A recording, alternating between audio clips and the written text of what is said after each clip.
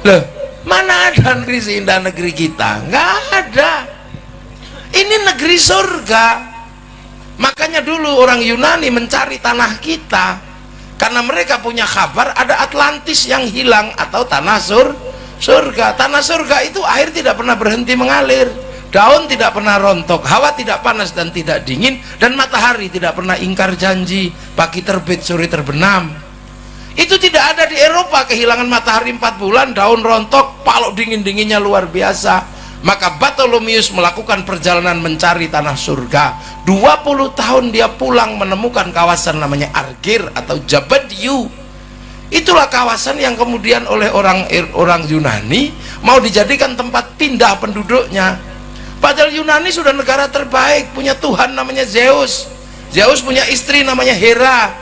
Menikahlah dua Tuhan laki-laki dan Tuhan perempuan ini, beranaklah namanya Hercules. Udah punya Plato, punya Socrates, tapi mereka nggak merasa punya surga. Tapi begitu mereka mau pindah, gagal karena konflik Kreta sama Sparta. Akhirnya yang mencari tanah surga itu siapa? Orang India, mualim kapalnya Bartholomeus, namanya Kudunga Boyong beserta seluruh keluarganya mencari tanah surga. Terdampar di daerah Maldives atau Maladewa, membuat kerajaan besar namanya Salangkanaya. Rajanya Kudunga punya anak, bergeser ke ujung timur Kalimantan mencari tanah surga, mendirikan sebuah kerajaan besar namanya Kutai Kartanegara. Mula Warman punya anak, Dewa Warman, bergerak ke ujung kulon, bikin kerajaan besar namanya Salukonegoro. Punya anak namanya Purnawarman, pedalaman Jawa Barat, menjadikan kerajaan Tarumanegara. Punya anak Senasanaha, pindah ke Galuh, bikin kerajaan di daerah Ciamis. Punya anak Sanjaya, masuk pedalaman Jawa Tengah, membuat kerajaan namanya Mataram. Dan dari situ pecah dua, separuh Wangsa Sailendra pindah Palembang menguatkan Sriwijaya, separuh Sindok bikin Wangsa Isyana pindah ke timur, bikin Kadiri sama Toho. Kemudian dilanjutkan oleh Wangsa Baru dipimpin oleh Kenarok, membangun namanya kerajaan Singasari, mampu menaklukkan 2/3 dunia. Bahkan daerah Korea Selatan ada kampung namanya Kimhae yang buka hutan namanya Surowareng. Nggak mungkin Surowareng itu orang Korea Selatan, itu orang Singasari. Makanya jangan heran di tahun 1222 bangsa ini menjadi bangsa yang bangkit. Sekitar tahun 1300 mampu menaklukkan Mongolia, sebuah negara penakluk Eropa, penakluk Arab, penakluk Cina, masuk ke Nusantara, ditaklukkan oleh orang Nusantara, dipimpin oleh Arya Wiraraja, orang besar yang kemudian bertempat di Sumeneb, Madura. Anak-anak milenial nggak boleh lupa ini, bahwa kamu punya bangsa, bukan bangsa kecil. Kalian punya bangsa-bangsa besar, jadi jangan mau diolok-olok. Kita bangsa kecil, kita bangsa besar. Eropa punya bangunan-bangunan besar, Arab punya piramid, kita punya Borobudur. Orang Eropa punya kisah cinta namanya Romeo Juliet. Orang Arab punya kisah cinta Kais dan Laila. Orang Cina punya kisah cinta Sampai Engtai. Kita punya kisah cinta Ande-Ande Lumut, Pandi Asmoro Bangun. Kita punya segalanya. Orang sana punya ibu tiri yang kejam namanya Cinderella. Kita punya bawang putih, bawang merah. Sana punya orang kuat namanya Samson, kita punya orang kuat namanya Bandung Bondowoso. Main-main. Sana silakan punya orang kuat, silakan sana punya binatang bisa ngomong namanya kura-kura ninja, kita punya kancil nyuri timun. Sama aja, apa bedanya? Bedanya lengkap bangsa ini. Orang Arab silakan punya alat musik namanya terbang, terbuat dari kayu dan kulit.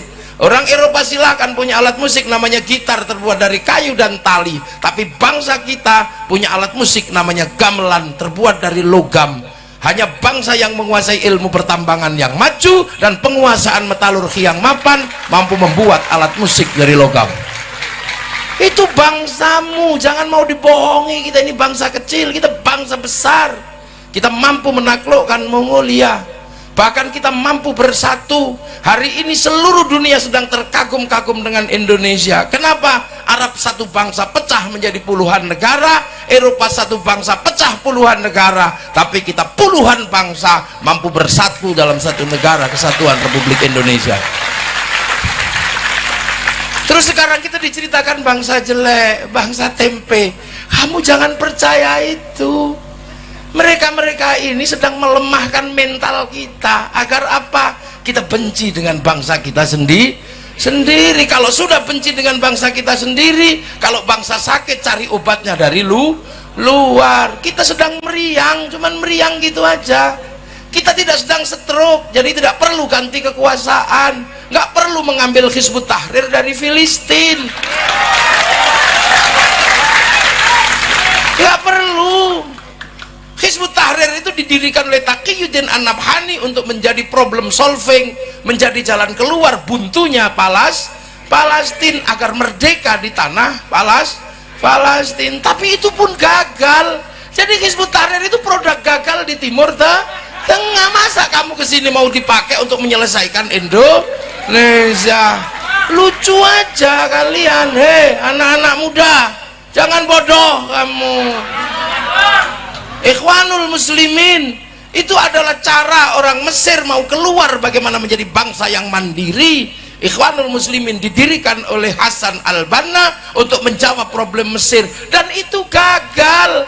Kenapa kamu bawa ke sini untuk menyelesaikan problem bangsamu? Jangan bodoh nak ya.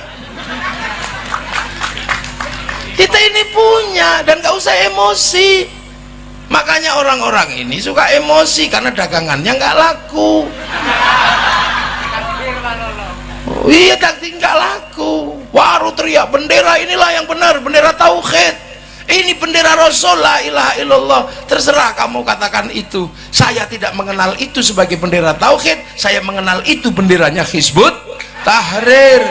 Itu bukan bendera tauhid. Kalau itu bendera tauhid, Kiai Hasyim Asy'ari pasti mengajarkan itu bendera tauhid. Kiai Hasyim nggak pernah mengajarkan itu. Yai Dahlan tidak pernah mengajarkan itu. Ki Bagus Hadi Kusumo tidak pernah mengajarkan itu. Hanya kamu yang kemarin sore mengajarkan itu.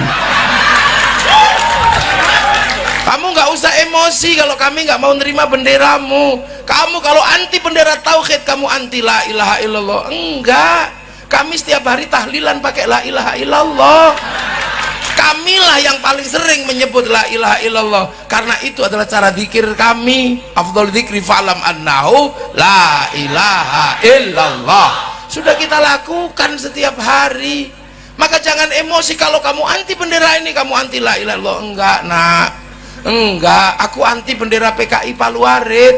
Aku enggak suka, tapi kalau kami ke sawah tetap pakai arit, pergi nukang tetap pakai palu. Kenapa kamu ribut? Nah ini kita menjadi bangsa besar, makanya bangsa ini semuanya ada, gak usah ribut. Kita dari segala sisi maju, dari kalimat-kalimat yang kita punya ini maju.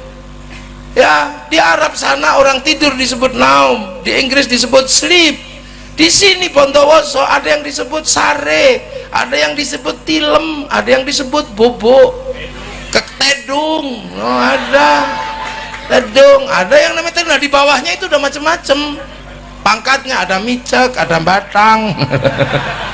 Lengkap, kita punya segalanya. Makanya, dan kemudian bangsa ini menyelesaikan problem terbesarnya adalah problem pertemuan antar Tuhan waktu itu. Jadi konflik antar Tuhan terbesar itu ada di Nusantara tahun 820 antara Wangsa Shailendra yang beragama Buddha dan Wangsa Sanjaya yang beragama Hindu. Perang besar di Jawa Tengah sana, sampai akhirnya raja Hindu yang namanya Panuko nggak mau jadi raja, takut perang sama raja Buddha namanya Garung. Tapi raja Buddha kerasnya luar biasa, setiap ketemu orang Hindu dibunuh. Akhirnya kemudian Garung berkuasa penuh dan kerajaan Sanjaya pelan-pelan meninggalkan rajanya, hilang. Sampai satu ketika orang-orang Buddha yang kuat dipimpin Semaratungga mau bikin candi, nggak bisa. Akhirnya carilah orang Hindu, dapat arsitek namanya Panuko tadi itu, yang gelarnya Resi Guna Dharma. Maka dibangunlah candi Buddha, tapi nuansanya Hindu karena arsiteknya Hindu. Berdirilah Sambara Budura yang kita kenal dengan nama Borobudur. Jadi itu arsiteknya namanya Panukuh. Maka jangan ngarang, itu bukan bikinan Nabi Sulaiman, hanya orang iseng aja menceritakan Nabi Sulaiman dari Sleman bangun Borobudur. Bukan, Nabi Sulaiman itu bertempat di tempat yang namanya Ardul Muqaddasah. Ardul Muqaddasah itu bukan Sleman, itu tempat saya. Ini dan ini bukan turunannya. Nah kan, Ratu Sabah bukan dari Wonosobo, bukan, itu buatan. Lah akhirnya berdiri Candi Buddha, nuansanya Hindu. Tiba-tiba anak Raja Buddha namanya Pramodawardhani jatuh cinta sama orang Hindu si Panukuh itu. Terpaksalah dinikahkan antara anak Buddha sama anak Hindu. Maka kemudian kerajaan Buddha dikuasai oleh orang Hindu namanya Panukuh, bergelar Rakai Pikatan. Akhirnya rukun Hindu Buddha. Makanya kalian yang kemarin ribut 01, 02 jangan diteruskan. Jangan-jangan anakmu saling jatuh cinta, pusing kamu nanti. Udahlah, akhirnya rukun yang Hindu buatkan candi namanya Prambanan. Semenjak itu rukun bangsa ini. Balaputra Dewa pulang ke Palembang, bangun Sriwijaya, nggak ribut agama, Sriwijaya jadi besar. Sindok ke timur nggak ribut agama, Sindok membangun Wangsa, Sindok jadi besar. Singasari jadi besar. Majapahit menguatkan kerukunan itu, saling jaga, namanya Bhinneka Tunggal Ika, Bhinneka Tunggal Ika. Itu slogan besar agar apa? Tetap rukun. Semenjak itu saling jaga, yang Hindu jaga Buddha, yang Buddha jaga Hindu. Jadi kalau hari ini ada Banser jaga gereja, jangan salah paham, itulah warisan asli bangsa Indonesia. Yang pecalang jaga masjid di Bali, yang orang Kristen jaga masjid di New Zealand. Lo itu kok kalian sekarang aneh-aneh, lupa dengan akar bangsamu yang saling menjaga Bhinneka Tunggal Ika. Lo ini lo cara pandang kaum muslimin yang maju ke depan, dipersiapkan untuk menjadi umat masa depan, mengerti perbedaan bangsa. Dan hari ini ketemu semua antar bangsa, nggak usah cerewet kamu. Orang Jepang nggak datang ke sini hari ini, tapi Mac-nya datang. Orang Korea nggak datang, tapi Samsung-nya datang. Kaum muslimin kalau mau pergi haji pasti cari orang Yahudi. Untuk urusan apa? Naik pesawat. Karena yang bisa bikin pesawat orang Yahudi. Pak Habibie suruh bikin pesawat gak jadi-jadi. Wong namanya tetuko, sing teko ra tuku-tuku, sing tuku ra teko loh. Ibu-ibu kalau mau cantik sekarang cari bedak kemana? Ke Perancis. Parfum dan bedaknya bagus. Kalau bentak Bondowoso nggak mau make karena beras ditumbuk pelonteng semua. Iya, kita setiap hari beli sesuatu butuh bank. Kenapa? Bank mengeluarkan uang. Bank bukan uang, bukan produksi KUD. Uang itu produksi bank. Bank itu puncaknya ada di Bank Devisa New York yang bertempat di Wall Street Amerika, punyanya Rothschild Rockefeller Yahudi, yang dipakai untuk membangun bangsa Amerika, mengontrol dunia. Lu sekarang apa? Ayo, ini pengajian, mau bikin pengajian ini menjadi bagus, foto saya di print di belakang sama Pak Bupati. Printer memang buatan Bondowoso, printer buatan Jepang dan buatan Eropa. Hari ini ketemu semua antar bangsa, maka dibekali.